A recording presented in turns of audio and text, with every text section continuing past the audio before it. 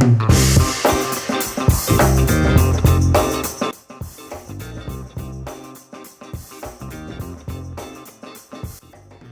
to Season 6 of Business Mentorship, Keeping It Real. Introducing corporate leaders who have taken the leap to business owner, introducing their great idea in our guest blog, found on shareyourstories.online. Our guest joins us from Toronto, Ontario. Craig has an impressive award-winning career as an executive producer, showrunner, director, and writer with a roster of highly rated television programs, who now has his own consulting practice and video production company. He's also the author of the award-winning book, All Caps. Craig joins us today to discuss how he went from a house cat to a street cat and found himself not only as a freelancer and consultant, but author. It is my pleasure to introduce and welcome Craig. Happy to be here, Trish. Thank you for inviting me on your show. You know what? I have to tell you, you have one heck of an impressive bio. And I think what's really amazing about your story is you found yourself downsized at a time when I would say you were at the top of your game. I would agree with that. But, what was that like? Give our a little bit of insight into that journey of reinvention. I mean, that must have been quite a shock. Yeah, it was and it wasn't. The timing was. I was not happy in my job, and I'm casting no aspersions on my employer at the time. Television was going through a huge change. My job was being moved to Washington, D.C., which was a good idea. I agreed with the move. I wasn't going with it. Even if they had offered it to me, I couldn't go anywhere anyway, but they did not offer it to me. But because I was unhappy and had been for a long time, there was a sense of relief, but also it's a punch in the gut too. Nobody wants to be told, we don't want you, or we don't think you're good enough, or whatever it is, whatever they say, and they handled it beautifully. They say there's no good way to do it. There is a good way. There are lots of bad ways. My termination was handled beautifully with a lot of class and care, but still somebody's telling you to go away. Right. So you have to go home. I'd say the hardest part was going home and waiting for my kids to come home to tell them that their dad didn't have a job anymore. Right. That's hard. And the hardest part is when everyone goes off to their days and you're left alone. I was stuck with the one person I didn't want to be with, and that was me. So when these things happen, when bad things happen, there's only one question you can ask yourself, or you should ask yourself, and that's, what can I do?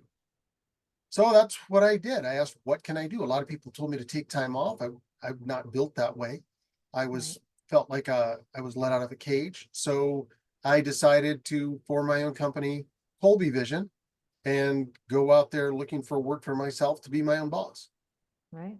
So now give us a little bit of insight, because I'm sure some of the phrases that you use from about being a street cat and coming from a house cat to a street cat, I'm sure there's a little bit of industry lingo there. So for our viewing and listening audience, tell us what that means. Well, that's not industry lingo. That's something I made up myself. Okay. Well, that's even better. Well, I like to think I'm okay with words. And I actually thought of the idea when I was a house cat. And here's what I mean with the differences. I was a producer working inside a broadcaster for the bulk of my career for more than 20 years.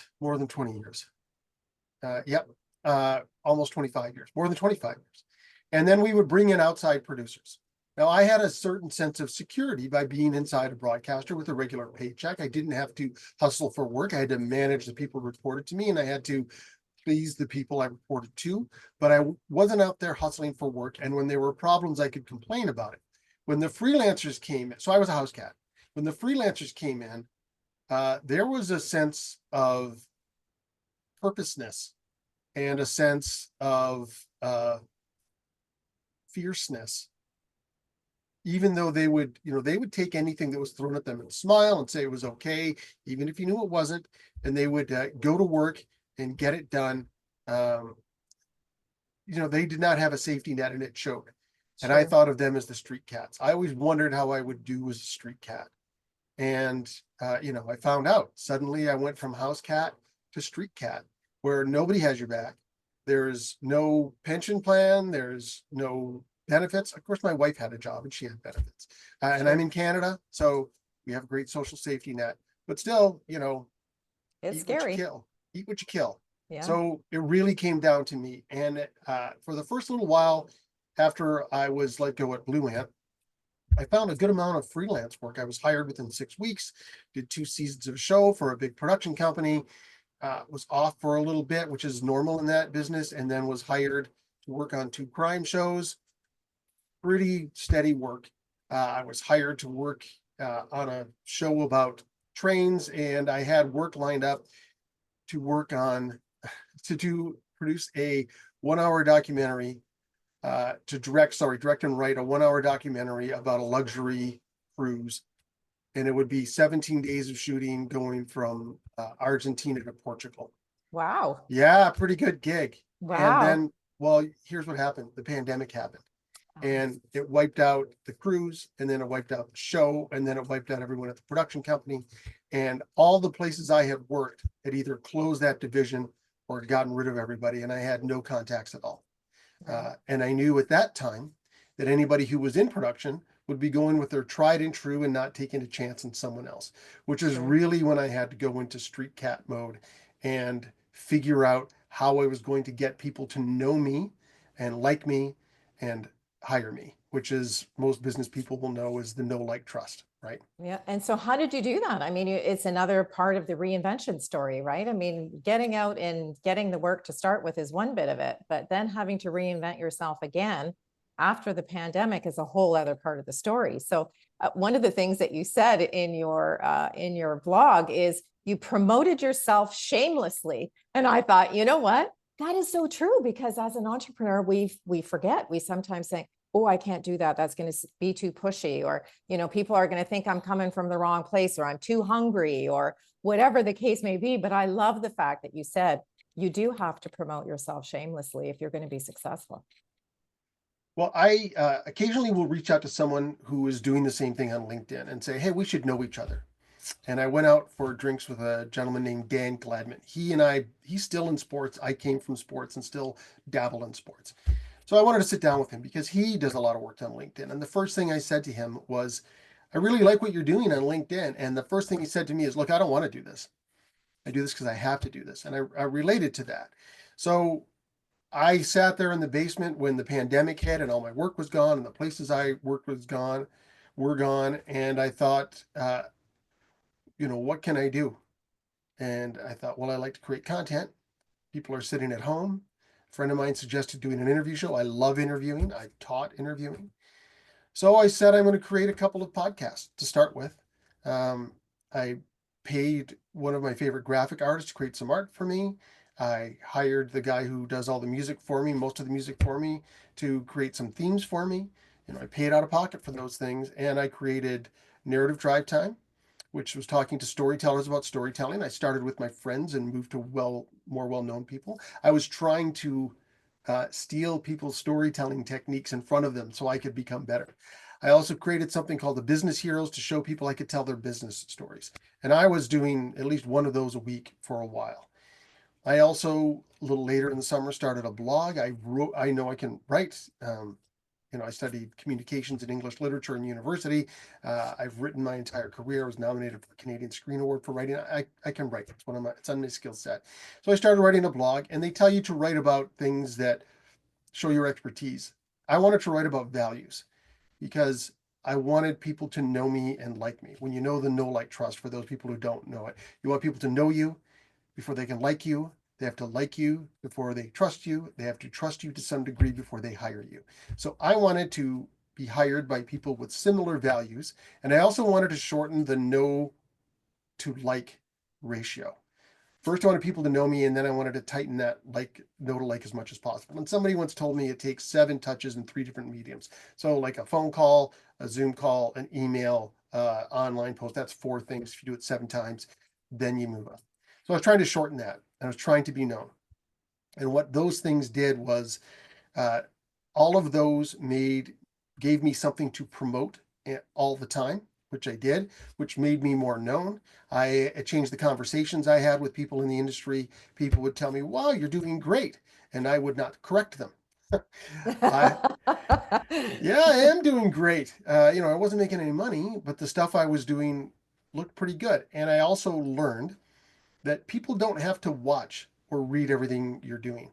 All they Right. have to do is watch one and like it, or even watch most of one and like it. Then when they see more, they think, wow, you're doing great work, which I Right. believe that I was. And here's what happened out of that.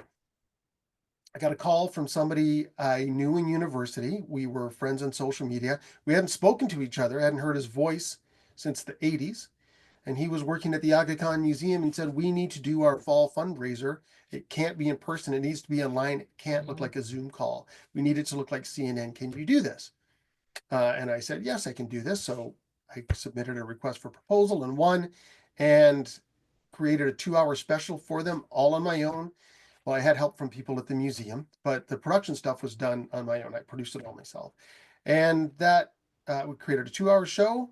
Elements of it were live. I ran it through Dome Production. And that show, that fundraiser raised $860,000, was seen in 40 countries, got 17,000 viewers. And I was told by them the quality of what was done was higher than anything they had done themselves yet. So I was happy to hear that. Yeah, for I did it sure. again the next year, and then I'm on a retainer with them to be their executive producer. So that got me a client. Uh, a former Good for boss of, you. yeah, a former boss of mine at the World Congress of Factual Producers, they couldn't be in person, so they needed people to produce online interviews. They hired me. I mean, he knew me already, but they could pick from anyone in the world, and True. they'd seen what I was doing. That led to 3 years working with that organization until they uh, got someone else to run the whole thing out of Germany. So that was something. And then I worked with Dome Production for 2 years on the National Lacrosse League. Again, uh, that was working my network and promoting myself. And also, I expanded my network as much as I possibly could. I started going to networking meetings. I'm part of a regular one on Wednesday morning called BANG Business Advisory Networking Group. That's been helpful. And then, of course, I wrote and published my own book, which gave me something to promote. And it won a few awards, which again gave me something to promote. So tell us a little bit about how the book came about, because you talk about it being sort of semi-autobiographical, talking a little bit about your life experience, but using the caps as the vehicle to tell the story.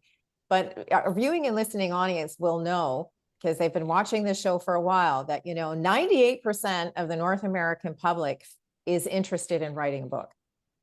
Only 3% actually pick up a pen or start banging away on the keyboard to put pen to paper. And then less than 1% become bestsellers. So you beat all those odds, you beat all of those three and started winning awards with your book. So tell Well, us a little bit about that. I didn't have a bestseller. I But have to it's qualify award that. winning. It's award winning. Usually self-published books, I don't think self-published books are counted on bestsellers. And even if they were, mine wouldn't be. Um, But just to back it up, I mean, like I said, I do have a background in writing. My Sure. mother was a writer. She started a writers festival with somebody else. She wrote a column for the paper. She published her own book. Just to my left is an award that she won.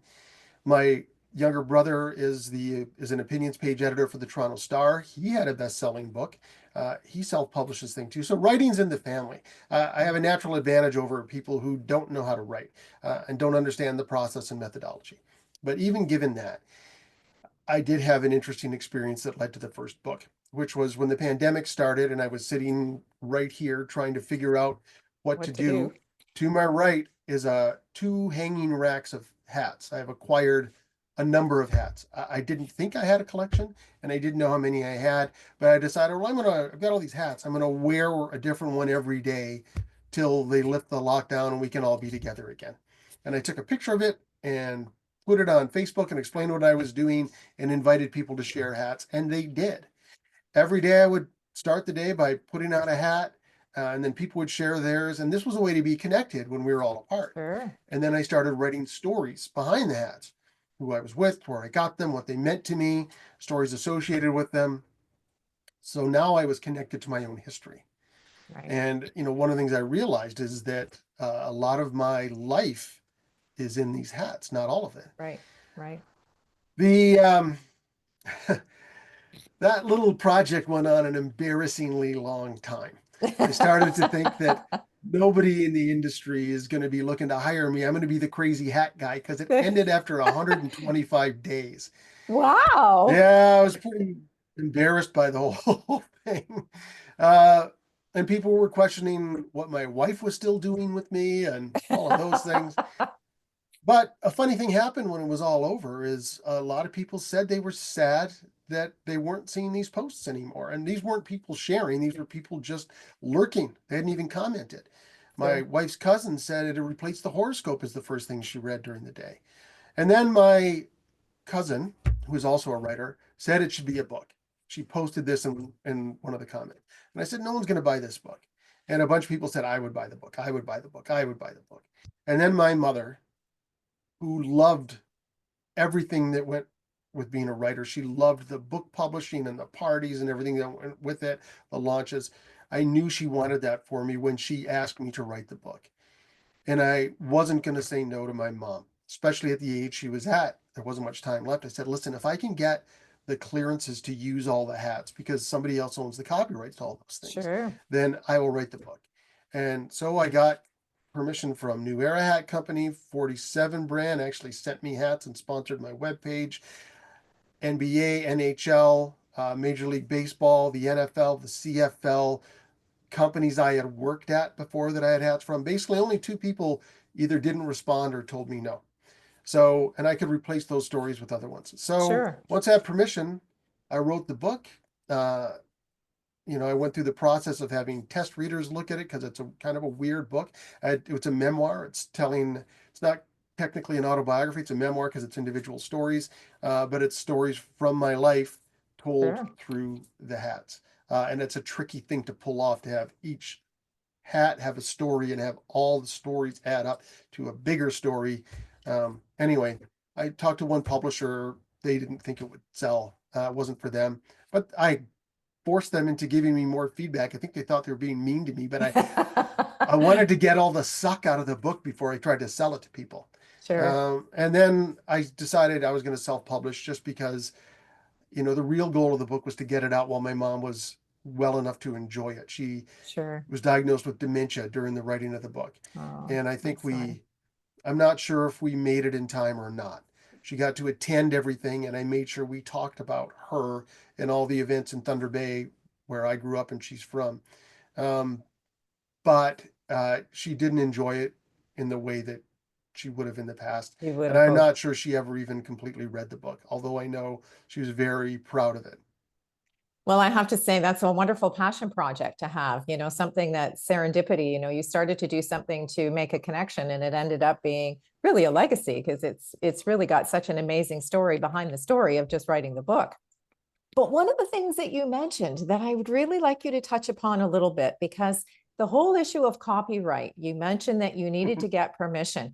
I think that folks forget, especially in this social media age where everyone's sharing, reposting, doing all of this stuff, that there is an issue of copyright that comes into play. And because of your background in writing and producing, I mean, that's part of your everyday life, but I'm sure it's not part of our viewing and listening audience. So can you give us a quick snapshot of what would something fall under in terms of copyright that someone would need to be careful of before they either republished or reused someone's material? Well, I spent a lot of time in copyright meetings, and it is clear and murky at the same time. Mhm. Like any major league baseball logo, uh, you don't own that, even if you bought the hat. If you have a tattoo, you do not own the rights to the art on that tattoo. The artist does. This is something that I learned. Um, so basically, if it's somebody else's work, you don't have rights to it, and you need permission to use it to be completely in the clear. I've had to get clearances or been asked to get clearances for wallpaper. Um, that picture behind you is, if you didn't paint that, then you don't own the rights to it. The picture's behind me. I don't have the rights to any of those. Now, how likely is it I'm going to be sued for using it? It's unlikely, especially since, I'm That's the not sure. murky part. I mean, that's the business decision. Yeah, That's a business decision. So with the book, for TV, I have big contracts that I have people sign. For the book, uh, some people sent me big contracts. Major League Baseball and minor league baseball sent me 4-page contracts. For some, I thought it was enough to get an email that said it's okay if you do it, because I was also protected under fair comment because I was talking about the hats. So that's sure. one of the tricky things. If you are commenting on it, that is protected. If it's satire, that's protected. I wasn't doing satire. So Right. I was probably uh, protected under fair comment. I knew this wasn't going to make oodles of money and it would be beneath the interest of most people. Fall under the Um, radar, right? the NFL doesn't really care about my book. Their only stipulation is I couldn't use any of their stuff on the cover because that counts as marketing. Sure. So basically, if you didn't make it, you don't have the rights to it. Right. So Well, that's a really wonderful short, the Reader's Digest version, as we, yeah, they say the short version. And by the way, the art behind me is mine. So, you're so covered. I do have the copyright on it. There you go. Now, one of the other things that I loved about your story, Craig, and you're really sharing a lot of wonderful tidbits of information for our viewing and listening audience, because you have the expertise that you bring to the table is so different than, and I think so vast, that your leadership skills and your corporate training sort of opened the door really to this wonderful opportunity about being an entrepreneur. But you mentioned there are a lot of good things live outside of your comfort zone. And maybe you can share with us why, because you mentioned being an entrepreneur is really not for the faint of heart, as I would say. It's a tough grind. You need to be really passionate about what it is that you're doing in order to succeed. But what do you mean about outside your comfort zone? Because I think we all get into an area of comfort, and we all have that little bit of fear where we go, I don't know. I really don't want to walk on the other side of the street. I'm kind of comfortable on this side. Yeah, comfort's wonderful, right? I mean, we can relax. Uh, we don't feel stress and anxiety, but also we're not going to do some things that we might do otherwise, Right. right? So, listen, when I lost my job, I was scared. I was happy to be free and I was excited about the opportunity. I was also scared. Sure. During the pandemic, when everything went away, I was terrified. So I did things I had the time to do, but I wouldn't have done if I didn't do that. So, Right. I mean, you've asked me for 3 words of advice, and mine is befriend your fears. Mhm. Because, and I don't mean don't be scared. I mean, you're going to be scared and you won't be able to help being scared. But Right. fear can be a great motivator. It can be crippling and inhibit you, which of course is bad. But if you can use your fear to add some urgency to what you do and to make you think beyond what you have done before, then you're going to go to new places and discover perhaps you can do things that you never knew you could do. I mean, just take the book, for example. Mhm. Not only did I write my first book, which was a vulnerable thing, I wrote it about me, right? I laid Sure. bare things You put about your me. soul out there. I did, and I wrote about some very times in my life where I was extremely vulnerable, where I was shredded and scared and broken in a lot of ways. And the first thought is, is anybody going to read this? Mhm. And the second thought is, what are they going to think if they do read this? So all of that was outside my comfort zone. It Sure. would have been much easier to write about someone else or something else. But this was the idea in front of me, and this was my opportunity. So I did. And the response has been great. I'll tell you the best response. I got an email from somebody I've never met. He and his wife are avid readers. He reads nonfiction. She reads fiction. They've been looking for a book to read together. And he was reading my book in bed. And his wife looked over and he had tears in his eyes. And he said, that doesn't happen to me. I'm not like that. And she asked why he was. What are you reading? Yeah, what are you reading? And he told her about the book and about the chapter in particular. And she said that she wanted to read the book next. Now, I don't know if she has, Cool. but certainly I connected with that person in the way that I wanted to. So, that's been great. And the rewards, awards are nice. I don't think they mean everything. I know they impress a lot of people. For me, it means somebody read and liked your book. Sure. So, that It's stuff. a little bit of personal recognition, right? It gives you that little feel good experience to, especially when you're putting yourself out there. I mean, when you put yourself out there, it's nice to know that you've made a connection. Yeah, I mean, I think it means it didn't suck. And, somebody else might want to read it too. So all of those things are good. So that Sure. was comfortable. And certainly the amount of self-promotion I do, and I did one last year. I took my testimonials and I went to Canva and made a little postcards out of them and put them up. And I mean, this is as close to straight up bragging as you can do. Right.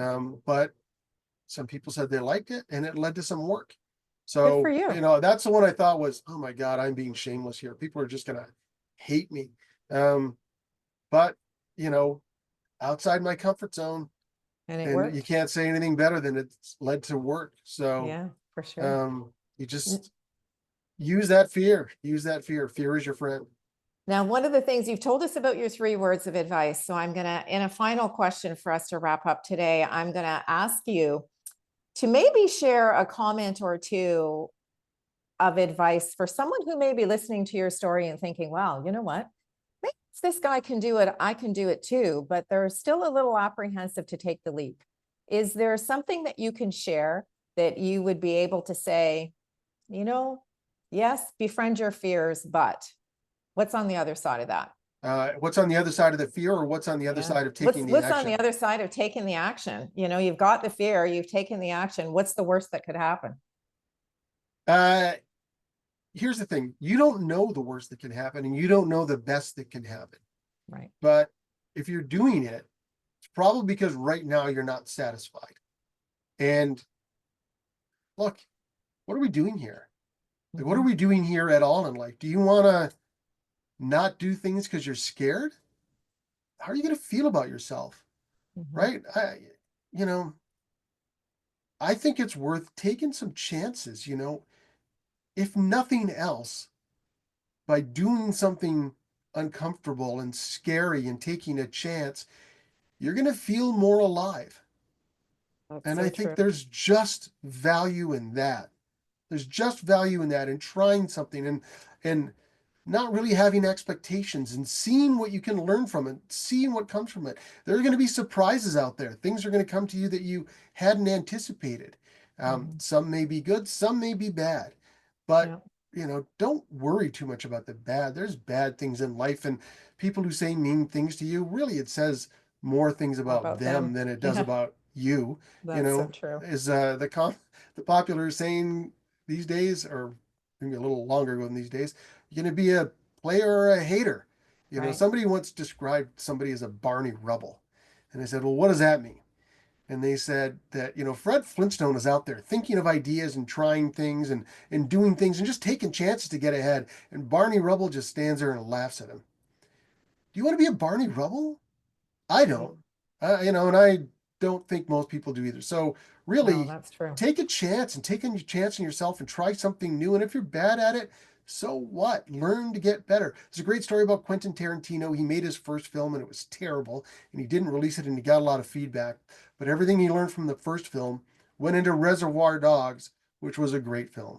So learn, fail, make mistakes, get better, take advice, do the thing, say the thing. Yeah, that's so true. Don't live with regrets, right? Yeah, don't live with regrets. Well, thank you. I want to really thank you for joining us today, because, you've really given us not only a lot to think about, you shared some of your life experience, but I think for our viewing and listening audience, the little things that they're going to take away, the breadcrumbs that you've left, really give them an opportunity to step outside their comfort zone and try something new. So thank you so much for spending some time with us today. It was my pleasure, Trish. Thank you for having me on your show. Absolute pleasure. And to you, our viewing and listening audience, I'd like to thank you for joining us today for this edition of Keeping It Real, introducing you to the person behind the logo. If you'd like to connect with our guest, You'll find Craig's contact information in the description portion below. I'm Trish Tonai, author, artist, and the founder and host for the series.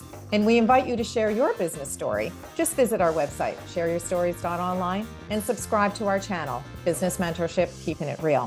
Thanks for tuning in, and we look forward to meeting you next time when we share another great idea.